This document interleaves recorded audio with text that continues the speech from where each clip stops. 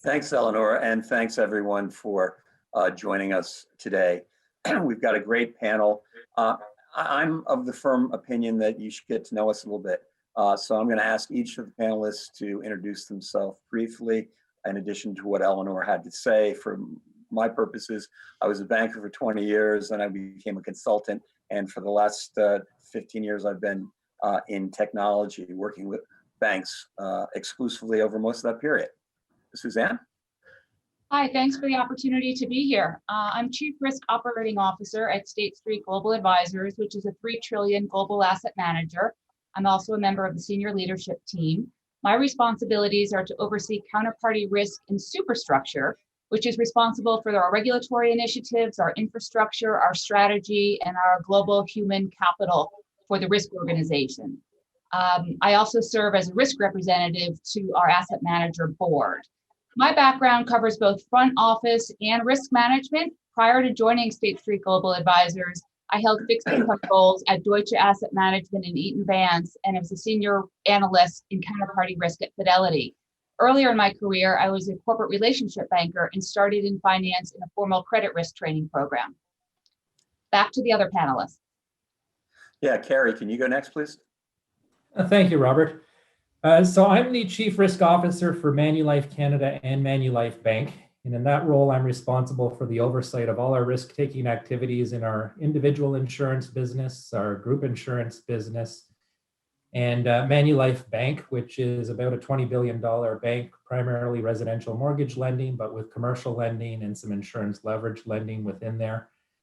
Prior to that, I was the global head of enterprise risk for Manulife. So think all things policy related, board interactions, the top level board reporting, risk appetite, culture, etc. And that's really where I got my start in Manulife and insurance. Prior to joining the insurance sector, I spent 4 years as the chief risk officer for Canada's largest trust company, largely near prime lender. And got my start in risk management doing 10 years of consulting in the global risk and capital management practice of Deloitte. Pleased to be here. Thanks, Kerry. And Navdeep. Thanks, Bob, and thanks to the folk at RiskMinds for extending the invitation to this panel. So I'm currently the Chief Risk Officer for Capital Markets Risk Management at CIBC. That extends to market risk, counterparty risk, and the firm-wide liquidity, funding, and treasury risks that the bank has. I've been with the bank 5.5 years, and prior to that, I was with the Royal Bank of Scotland, RBS, for almost 2 decades, split evenly between the US and the UK, my home country. I currently live in Westchester, New York, with my wife and 3 children, and I look forward to getting back to Toronto at some point once this whole thing abides. Thank you. Well, just one thought. We were meant to be in Boston today, and the pandemic changed those plans and many more. For those of you in the Boston time zone, you would have noticed at the beginning, during the conference this morning at 9:31, we passed from summer into fall. So we have another full season, another month, 3 months of pandemic to deal with.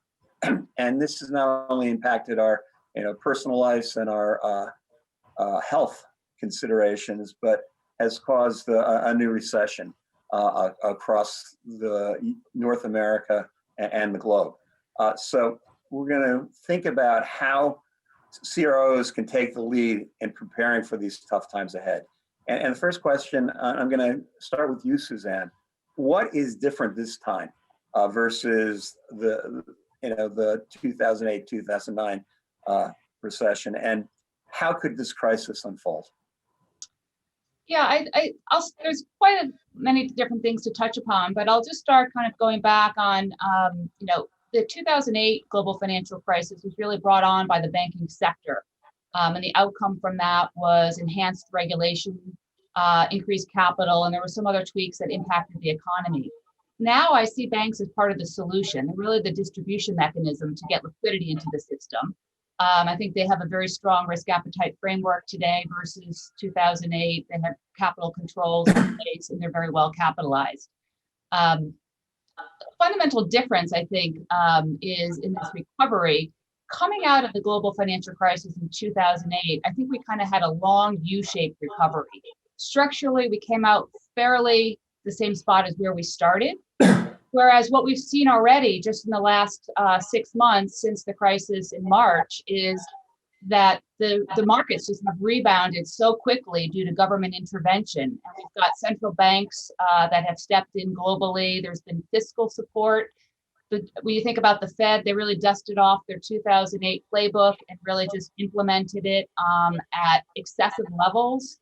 And all this has been coordinated globally. So, where that leaves us, we've got the Fed intervening. They're buying up a wide variety of different asset classes.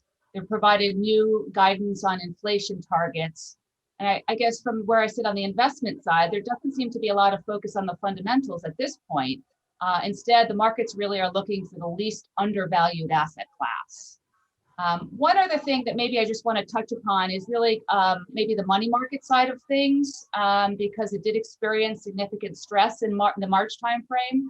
When you think about money market reform from 2016, the regulators introduced some new rules for the prime funds, including the ability for fund managers to temporarily prevent investors from withdrawing money. And interestingly, those rules have really exacerbated the outflows in the prime funds that we saw earlier this year, really pushing investors to get a hold of their cash faster than anticipated. And as a result of that, the Fed had to step in with some special purchase programs to really starve off a crunch in liquidity so that the funds could meet redemptions. So where I kind of see this unfolding is you've seen some of the steps already. You've seen some asset managers actually shut their prime money market funds and replacing it with government funds.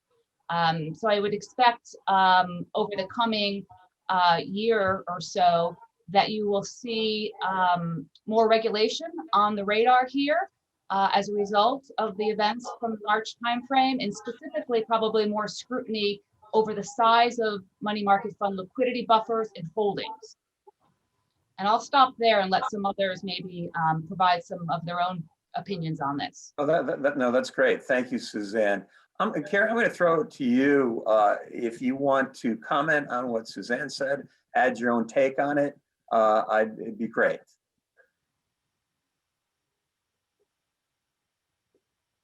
Sure, thank you, Robert. Maybe one thing I'll do is I'll pick up on Suzanne's comment, the last global financial crisis starting with the financial sector. And I think that's actually a huge sort of difference this time around, in that 2008 started in the banking sector, moved into the large corporate sector, and then spread from there. And this time around, it really seems that with the very sudden and massive shutdown, it really started in the small business sector and at the consumer sector. And at least so far, knock on wood, hasn't spread beyond that yet. And so we have a massive disparity in unemployment in the lower wage sectors of the economy, the service sectors of the economy. The manufacturing sector appears to be bouncing back and making up for some demand shortfalls and has really ramped up, and it hasn't touched the banking sector yet. And so to me, the big question is, will this spread beyond just the consumer sector and the service sector? And then from a risk management perspective, it's very different in that with such a disparity between unemployment levels, depending on demographics, how you approach it is going to have to be very, very targeted depending on the demographic or products that you're dealing with. Yeah, listening to Suzanne and Kerry, a bit of a takeaway I'm getting is that the banks can be part of the solution this time, that governments have taken extraordinary steps to support the economy. My takeaway from that is that they have bought us some time. Whether we use that time wisely or not and effectively or not is an open question. So with that, Navdeep, Kerry, I'm gonna follow up with you. What are one or two issues or risks that you're anticipating in the coming months of this recession?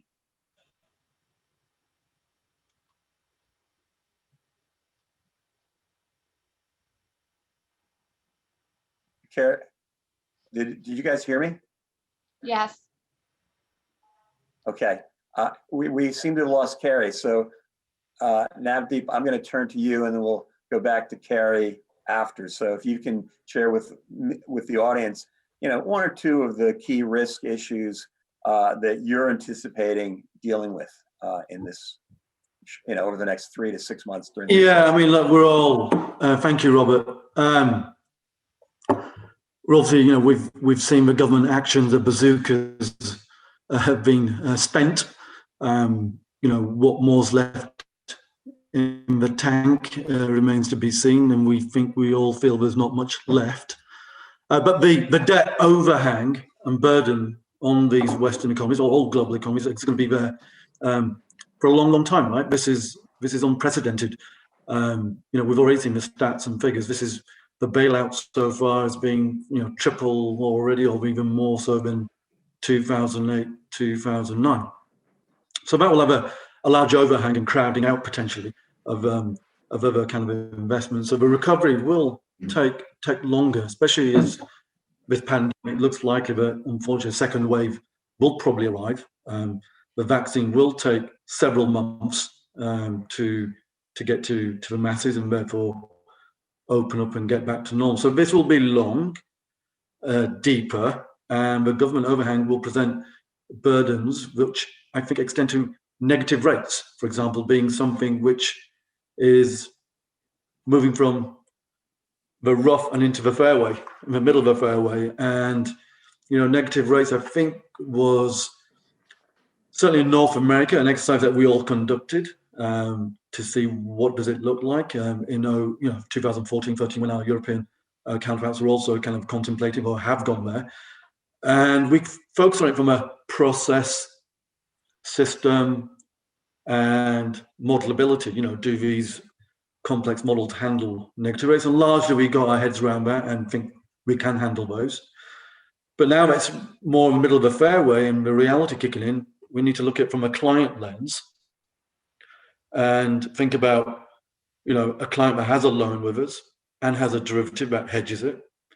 Could there be a situation where the loan is flawed, but the derivative isn't, and therefore the client gets hurt on both sides? So these kind of potentially litigious, reputational issues around our documentation, our basis risks, are something that we need to get our arms around in this particular recession, because I think that is something now more center of the fairway. I've just watched the US Open, so kind of a golf analogy is preeminent. Navdeep, thank you. I've got a lot to follow up on that one, but Kerry, are you back? I am back, and a great live example of a new risk in the current environment is, of course, children on video while you're trying to do conferences. And so we've shut down 2 children and are closer to the router now. So hopefully this will not be interrupted. I can only compliment you on your parenting. That's great. Would you like to add your comments or thoughts on one or two issues you're anticipating over the next several months with the recession? Yeah, I'll try. And I don't know where my first answer got cut off, but no, I think you were pretty good in your first answer. I think we got complete. So I'm gonna try to build on that a little bit, and that's given how unemployment has unfolded. There's lots of talk of a second wave of the infection. I'm watching for a second wave of unemployment, and so if one of the sort of more cruel and perhaps calculating views of recessions is that they do a great job of filtering out and weeding out the companies that don't add value or uncompetitive. We're probably going to go bankrupt anyway. And arguably with all the government support, excuse me, and the liquidity from the banking sector, that hasn't happened yet. And so is there a point, be it 3 months from now, 6 months from now, excuse me, where that aspect of recession actually starts kicking in and the unemployment spreads from the service sector into the higher paying jobs, into manufacturing, into banking? And when I look at our residential mortgage book, mortgage population really has been not very impacted by the recession so far because it is concentrated in the service sector. And if you have it spread into the higher value sectors of the economy, that could create quite a big problem in the consumer loan book going forward. Great, thank you. When we break into the audience Q&A question, if no one from the audience asks it, I'm going to throw both you and Navdeep a question. How is this different in Canada than it is in the US? But I won't take you off topic yet, but just you'll have some time to think about it. And Suzanne and I will be very interested in your answers. So Navdeep, I'm coming back to you. And you started to address this in the last question, but what are the biggest threats on the horizon, and how can the CRO position the firm to get out in front of these risks? Yeah, so our jobs are to be both reactive and proactive. So let's focus on proactive, because it's talk of how do we get ahead of this. One thing I think banks have done well and need to continue doing well is being realistic in terms of their provisioning. I think being conservative or overstretching on that thing was seen as being a good thing from buying markets. I think in the past, hoping and wishing for the best was clearly an approach taken in previous recessions or cycles, but I think in this one, banks have been proactive in provision. So I think that's something we need to continue doing as this thing evolves. And I think one thing I've learned, and with this crisis, is the tail of the tail has become a common phrase, whereas it sounds almost like a broken record. So when I think about market risk, for example, we talk about market prices, models, and second order risk factors, but there are things here that were never contemplated in 100 years. Oil prices going negative, some of the gold disruptions, and it's a kind of the intersect between operational risk and market risk. So I think most people would have seen the gold issues that happened, in early April following the March dislocations, where, gold in London couldn't be transported across to the US to deliver against futures, and that basis just got out of whack by 20-fold, 30-fold multiples, and then refineries were shut down to convert gold into the right format. And so that type of thing, which you would never think in 100 years would be a risk that you would put in your top 10, top 50, top 100, and now something that you need to think about. So that type of scenario testing, assumption testing, all the pillars of how we operate, they're the things that we need to start testing for. They're the kind of threats that I see we need to think about. So, we asked the teams to think about live hogs, what they're getting infected, and how do we, things that we would never ask before. So the tail of a tail is now something that we're spending more time thinking about. The major market risk factors, whether it be equities, credit spreads, volatilities, those correlations, I think they're more well understood and how they work together because of the Lehman's right. So we're spending more time thinking about those tail of the tails. Oh, thank you. What I'm hearing is that the CRO position has to more than ever think the unthinkable, and then share that and inculcate the firm with that. So Suzanne, what's your take on that, and how does the CRO position do that?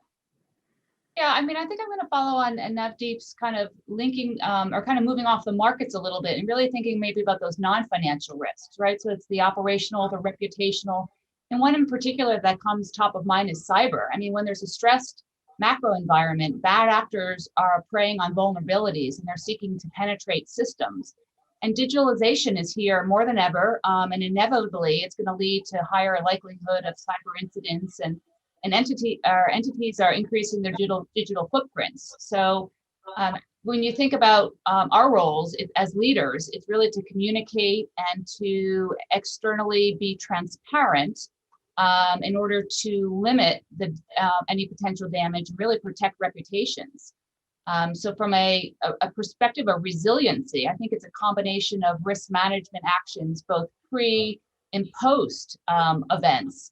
So operationally, I think everybody just needs to be on top of their game, following their instructions and processes and procedures that were put in place well before. You basically put your belts and suspenders on while you have time in the BAU environment, because when the stressed environment arises, you're running ahead at faster speeds. You don't always have a lot of time to process and think to improve. So it's imperative that you had good framework in place prior to entering the crisis.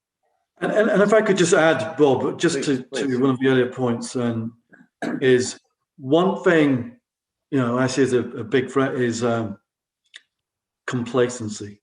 So what do I mean by that? I think this was clearly a systemic issue, that the government programs, the regulatory relief was coordinated in a way to take us away from the edge and bring us back, and as you said earlier on, to buy more time. But we should not lose sight of the fact that that's happened, and that if there is an idiosyncratic event for a particular institution, you're not going to get the benefit of that type of systemic reaction. So have to be on our toes and think about, what does this look like if it was an idiosyncratic event whereby any given institution was struggled because they had a bit more of this or a bit more of that as an exposure. The government actions won't help you there. When we're all together, we get bailed out together. Unfortunately, that's the reality, and that's what happened. Hey, Suzanne said one thing that is taking me from the strategic to the tactical, something I don't do a lot of, but I'm thinking of the cyber risk, and this wasn't a question we talked about. And with everyone working from home, with staff out of the office using home computers, public data links, does one or more of you want to just talk about the enhanced cyber risk from this phenomena and how you guys are thinking about it?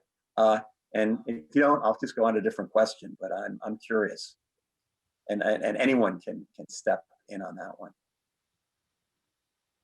I can try to step in, and I don't know how satisfying my answer will be, but certainly the volume of threats is going up, Right. but the technical sort of attack vector hasn't changed that much. We actually have the opinion that our stance might have actually gone up, or at least gone up a little bit, because with everyone working from home, they're not working from Starbucks, they're not working from public places, they're on a company laptop. We have a number of international locations, and having people on imaged computers that are actually just on straight portals, and you can actually restrict exactly what they're looking at. It's arguable that our security stance is actually a little higher. You also don't have paper moving back and forth, and so all the paper has been removed. And so certainly there's a volume issue. Certainly there's going to be someone that's trying to take advantage of this, but at least in our particular circumstances, the move to work from home and having everyone on VPN, that in and of itself, working from home, isn't necessarily a huge increase in threat. It's more about the external environment and where the attack vector is going to come from, as opposed to our internal stance. Kerry, thanks. That's a very informative answer for me. I'm ready to go to another question, but I don't want to neglect Suzanne or Navdeep if they want to comment on that. Okay. No, I'll just very briefly add that we did, do kind of reminders and to folk that, with the best of intentions, people are trying to figure out how to work from home, especially in the early part of the pandemic, and they're sending things to their home email accounts, which obviously risks us to more exposure where they're trying to print something off. But that was the early stages, and I think we've got around that. But that was potential or an increase in threat early on in the pandemic. But I think people have moved to the digital, non-printing world. Okay. Well, just like cyber was a threat pre-pandemic, the banking model for the banks was beginning to change and in need of change before the pandemic. But structural changes now are, well, in talking to some people, some of my friends think that the structural changes are short-term that we're going through now and will revert back. But I have to think it's going to have a longer-term impact on the business model. Suzanne, you can correct me or reinforce that thought. Yeah, I'm going to actually talk about it from more of a physical perspective. I mean, when we think about, we've got In our firm, initially we had 95 to 98% back in March working remotely. We're probably back to maybe 85% now working remotely. So we've invited some folks back. But I think, this is both employees and our clients are working from home. So there's a real structural change there. And I think it's inevitable that companies, at least in the financial service sector, are going to reduce their real estate footprint post-COVID. And what does that mean? It means we're going to be working more in a hybrid model. You'll have some people working in the office a few days, some people working from home a few days. There's going to be desk sharing. And I think about it as part of my responsibilities is from a human capital and a development perspective. I think that has long-term implications for folks who are kind of just entering the industry from a training, from a learning, from a development perspective. They won't have that benefit of being surrounded 5 days a week by folks with a lot of experience and having those informal conversations. And then for the experienced staff, even, working alone requires a different mindset. They have to have certain discipline. They have to have different ways of interacting. So we're all learning this for the first time together. So that would be point number one. And number two, I think we all know we're facing cost challenges. So with that, will we see some cost cutting in the second or third lines of defense? And how is the business going to be transformed? And one area where I think, at least in the asset management industry, where we'll see some transformation is between the first and second line on operational risk. Currently, the way we're structured, we have kind of business controls on the first line, and the second line is the operational risk, which is an oversight of risk, which is managed on the first line. So I think there's going to be some opportunities to streamline that. Ultimately, the boards and the regulators are going to want to know, how are you doing something the same or better with fewer people? And I think the key to that is tools, technology, whether it's third party or something that you have in-house. We're all going to have to use data better to manage the risks. Well, as working for a technology company that helps banks and manage their data more effectively, thank you very much. I appreciate that. Kerry, you want to add to that? Yeah, two things that maybe I'll highlight is, at least my personal point of view, is that this will accelerate trends that were already in motion. I'm not convinced that there's going to be net new trends that come out of this that are really material, but certainly a return to or a reacceleration of work from home. If I think about our residential mortgage business, our consumer insurance business, the shift to being able to do e-delivery of closing documents, insurance policies, it seemed like for years we couldn't figure that out, but for some reason within 4 to 6 weeks when everyone was at home, we were able to figure that out. A number of things that are so-called temporary, whether it's coming from the law societies or whatnot, I think are going to become permanent. And so I'm looking for that to become a fairly permanent trend, and that'll have huge positive impacts for our customers, but also, to Suzanne's point, I think it'll have a great impact on our cost base. More broadly, though, one of the things that I'm watching for, and I'm not going to comment on a specific trend, but what I like to refer to it is there's hypothetical choices, and then there's the choices that you make when the opportunity is actually real in front of you. And so early on in the pandemic, when things are starting to, or being shut down, and no one knows what's going on, our marketing team did all sorts of research around, how quickly are you going to go back to the dentist? How quickly are you going to be comfortable going to your physiotherapist for a massage? Will you go to restaurants and movie theaters? And it was overwhelmingly, I'm going to be extremely cautious. It's going to be 6 months until, I'm really even thinking about it. And then when the jurisdictions in Canada started to slowly reopen, it was amazing how quickly that was thrown out the window and people were back getting their massages. Our internal health claims patterns reverted towards normal much faster than people said they would. And so there's lots of speculation going on right now. I would argue that lots of people are saying what they think people want to hear as opposed to what they're going to do. And so in terms of long-term trends that are going out of this, I would just sort of not put too much weight in people that are too firm in their answers. And I'm more focused on what is the range of possible outcomes as opposed to one point, because a hypothetical choice versus a real choice is very different. And if I could make a dig at political pollsters, since you're in the middle of an election right now, what people tell pollsters is often very different from what they're doing in the privacy of the voting booth or the mail-in ballot, as the case may be. And I think we'd be wise to keep that in mind. I would love to throw a question to you who are in the U.S. about the risk in mail right now, but I'll save that for another day, or when we can all get together, as we would if we were in Boston for a drink after this was over. So Navdeep, we all have lessons learned so far in 2020.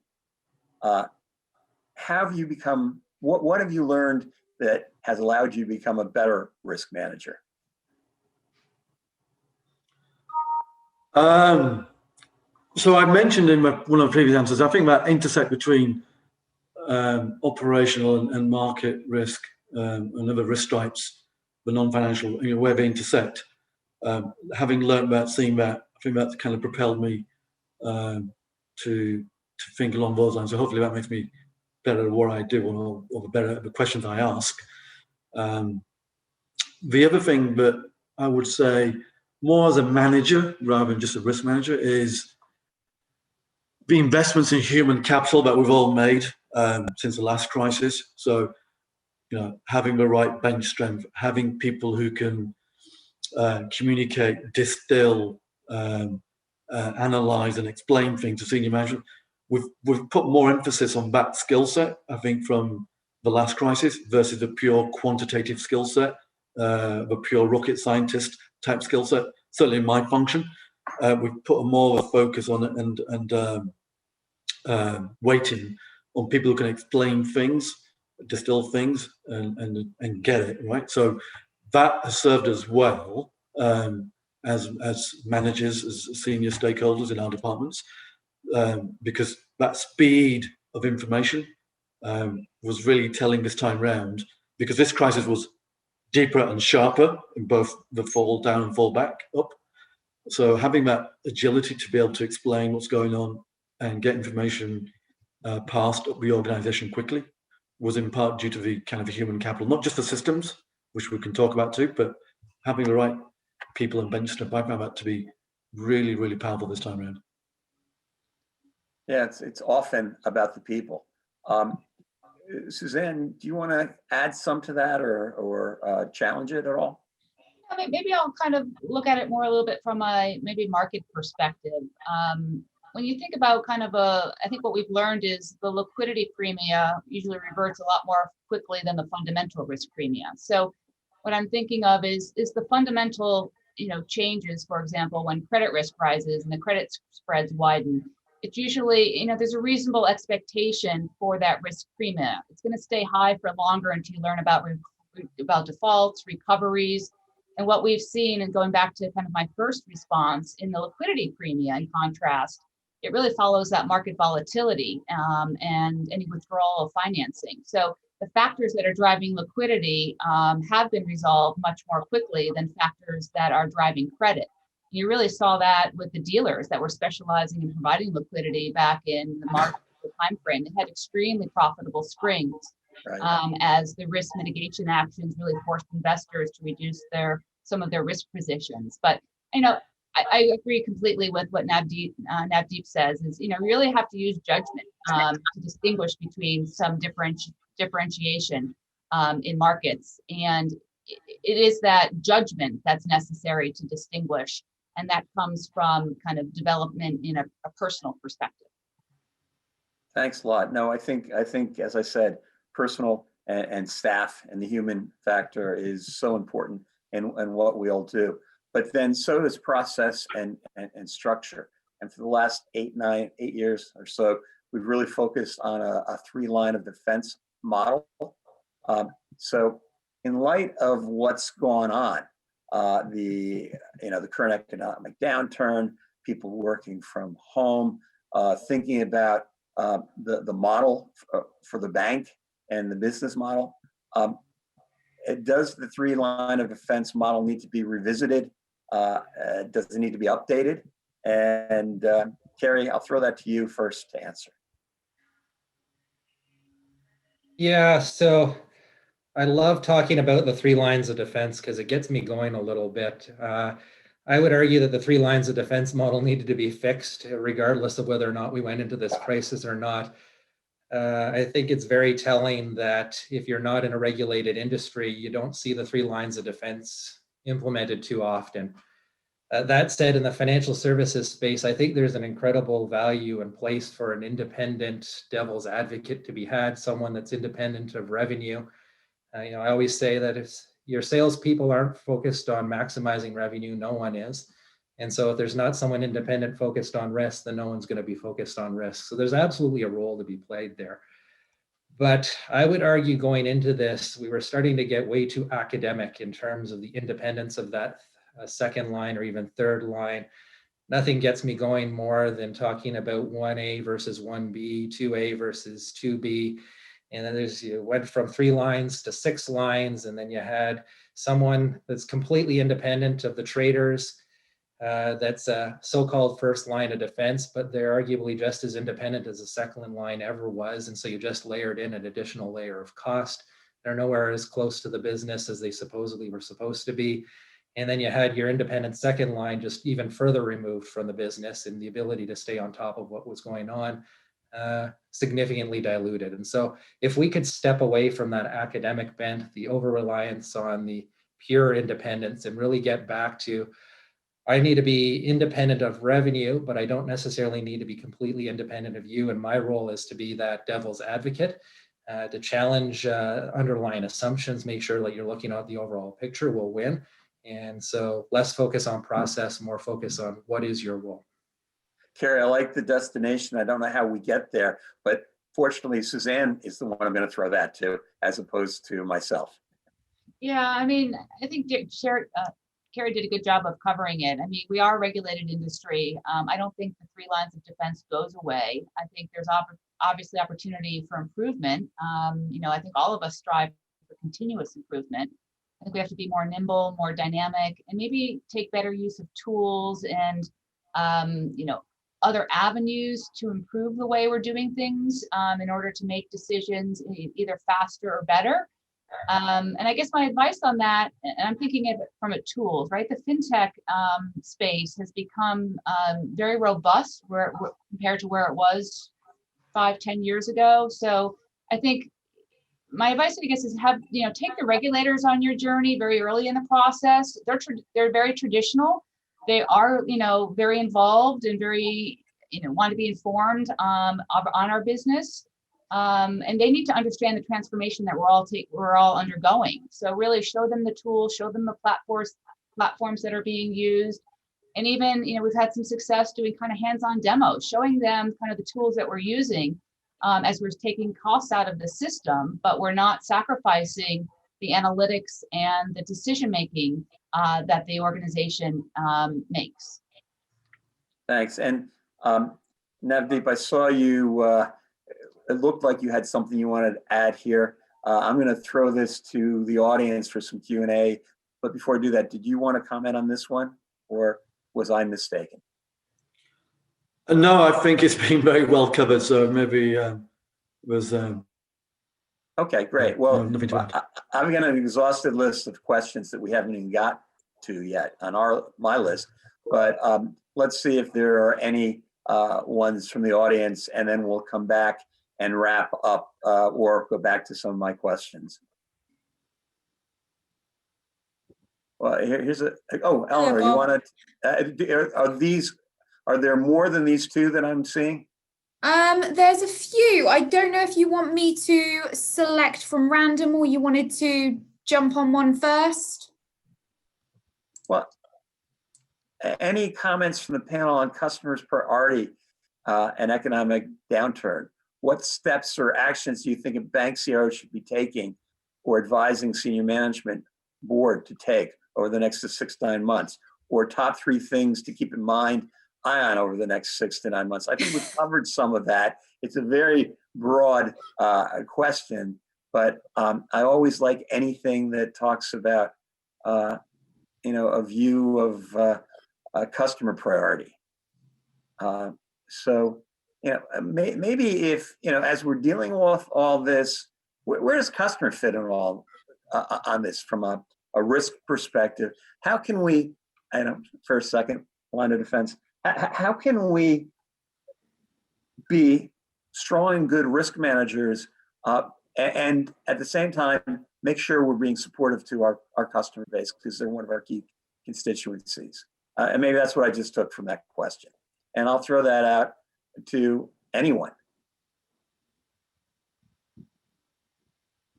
Or you can take a different, go ahead, Suzanne. Thank you. I can address it, but so I'm coming at it from a fiduciary perspective. So I work for an asset manager. It's not our assets, right? Different than a principal risk of a bank. So we're always looking on and trying to stay ahead on what's on the horizon. And when I think about that and what am I monitoring over the next 3 months, I think as we're going into the US election, we're expecting the markets to be choppy.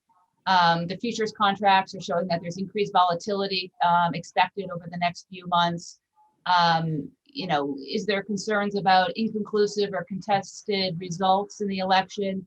So, as a fiduciary here, we are using all the tools that we have, as well as what the markets are telling us, to position portfolios and protect client assets, because I think we're expecting more volatility, more uncertainty as we go into the end of the year. Great, thank you. Anyone else want to add to that, or should we go to another question? Maybe just briefly, I'll be a little cheeky on this answer, but at least in the consumer bank that I oversee, the customer is the risk, also the opportunity. And so we have a deferral program for almost all of our loan programs right now. It's actually been quite successful. Most of the people that went on deferrals have been able to catch up on their payments, resume a normal payment pattern, but there's a good chunk that are still left that are going to be very difficult to get off of their deferral. And some of them will ultimately catch up, some of them will go bad, but we have to be able to very carefully figure out, as someone that hasn't been making their payments for 6 months throughout this, what is a realistic prospect for recovery? So that's the downside of it. The upside of it is that I think most people would find that the loans that you make at the bottom of the recession are actually often your most sound loans, because if you can qualify for a loan during that period, you quite frankly have the confidence to ask for credit during a period like this, you're probably a pretty good credit. And so how do you actually continue to support be it your consumer business, your commercial lending, while understanding what is the right time to be tightening and when is the right time to be loosening? And Suzanne mentioned right off the top that banks are in a great place to be providing that liquidity right now. But if there is that second wave of unemployment, then it has not escaped me that the loans that we're writing right now are going to be 12 months out from that second wave of unemployment. And those are the loans that I usually worry about. And so there's a very delicate balancing act going on right now. Great, thank you, Kerry. Here's one. It talks to what we were talking a little bit about the importance of data management, driving the business with data. Risk systems and data systems at financial institutions aren't at the top front end of technology among firms across different industries. We've done better. We're trying to do better, but there is, I think, a need to invest. But there's also reduced profitability. So Navdeep, can you talk about that tension between investing in, for the future, given thin profitability in the present? Yeah, I mean, you've highlighted the tension, well. During this environment, there's going to be clearly a focus on project spend and technology spend, and certainly on the non-front-facing investments. So I think you've got to find and point to areas for efficiency improvements or growth.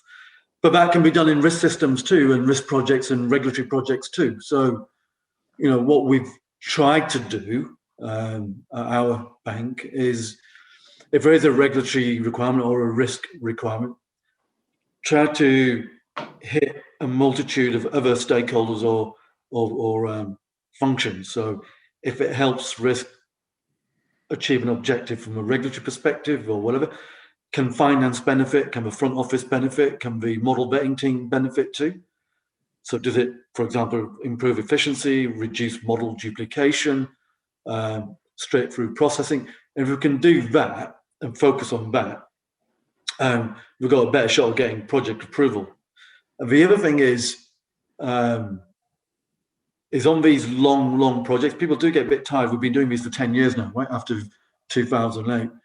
If you can build in interim kind of milestones which have tangible benefits along the way, I think that just helps the people who free up the purse strings to see. And I think it's actually good for morale and sustainability of any project. So try to build that in, try to factor that in to the extent that you can.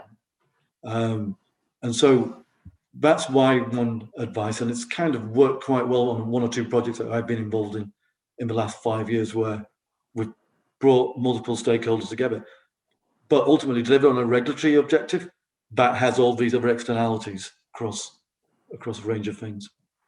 I couldn't agree more. Kerry, you want to add a comment on that one? The only thing I'll add to that one, and it's admittedly coming from more consumer-driven businesses as opposed to the capital markets and asset management businesses, there's certainly been lots of money spent on risk data and reporting, but in those businesses, I've found that perhaps over-rotated on the accuracy component of it and making sure that you have a complete sort of data set, that everything's reconciled to the fourth decimal point. And in consumer businesses where you're not dealing with intraday positions and whatnot, the timeliness aspect of it tended to suffer. And so I've actually gotten quite a bit of traction over the last little while when the need for more timely information came about. And so rather than having monthly snapshots of your consumer portfolio, can you do that on a weekly or even daily basis? People are reacting to the latest headlines and they want to know what your positions are. And sort of advancing that sort of view of let's get this more quickly so that it can be in front of management more on a regular basis. A colleague of mine used to say that you have to be part of the furniture. And so if you can get your information in front of your stakeholders more often, then it becomes part of the expectations. And then two, with that need in the current environment being more acute, it's a good time to sort of advance the broader agenda. But if that timeliness aspect of it, doing it more frequently, more in depth is highlighted, particularly in those consumer businesses, then it's an easier sell. Yeah, the data has to be as timely as possible so it can be actionable. And if you get that, then management can manage with the data. It makes a huge difference. And it's actually been kind of difficult in that there's some people that are so wedded to their processes that making compromises that something might not be fully reconciled, or you're missing 1% of the portfolio, it causes them great angst. But missing 1% of the portfolio, but having it 5 days later makes it that much more valuable. That's actually an important lesson that we're vividly illustrating right now. Well, it's so much about human behavior and the people. And at another time, I'll tell you when I used to do transformation banks in Eastern Europe and how difficult that change of mindset was. We have 4 minutes left. I'm not going to get to my question about the difference between Canada and the US, and that's to my great disappointment. And Suzanne wanted to hear it too, so you guys are going to have to tell us offline. But I would like to throw to each of you to just sum up any thoughts, parting wisdom that you might share with the audience. Suzanne, can you go first? Sure. So I think kind of we've touched upon some of this in our conversation over the past 45 minutes or so, but in the risk culture, I think we're always striving for continuous improvement. So we want to spend the right amount of time on the right areas. And I think we're all kind of basing the foundation on the data, but it's incumbent on us to deliver our views and opinions that are derived from the data, but don't solely depend upon it. So there is some judgment involved that we talked about. And I think as I think about, how to be relevant in these times, we as risk professionals are, looking and want to demonstrate our value add. So for those who are maybe starting out their careers in the risk side, ask the right questions, go to the right people, get the right answers, and string together your views and bring that forward as your value add to your managers to help to drive decisions. Great, thank you. Let's see. Navdeep, can you go next? Sure. So just building on what Suzanne said, I would say that one of the lessons learned from the last crisis, which has served us well through this one, as many things, one thing we haven't touched on is partnership. I think some folk, people of a different generation, think of risk as being policemen or patrollers versus partners. And I think when I think about some of the conversations we've had with regulators, with board members and rating agencies around this last 6 to 7 months, that partnership with the business has helped both sides. So information, commonality, and consensus, and not consensus for the sake of consensus, but to advance and get to a point quicker. I think that's helped us both sides to come to conclusion on some hot topics, right, on the way forward. So I would stress that as a go forward. Partnership worked well here. Thank you. And Kerry, can you bring it home for us? I guess, looking forward to the next 12, 18 months, whatever the time period is, and notwithstanding the health and economic difficulties that we're facing, this is a fantastic time to be in risk management. Go right back to our opening question.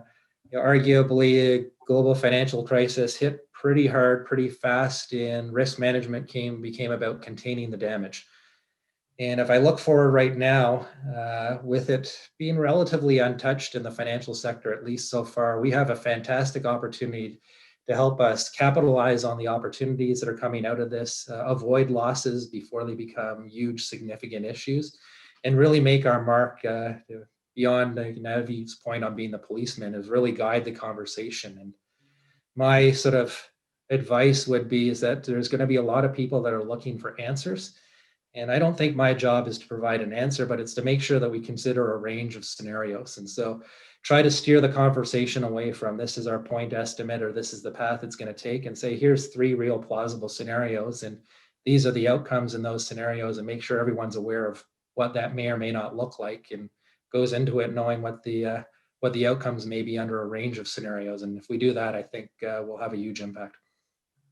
Thank you. This is a virtual presentation, so you can't hear all the cheering and clapping in the background, but I'm sure it's there. And thank you all so much for your formative opinions and comments today. I've learned a lot, and I'm sure everyone's benefited from your wisdom. So thank you. And Eleanor, I think we're right on time.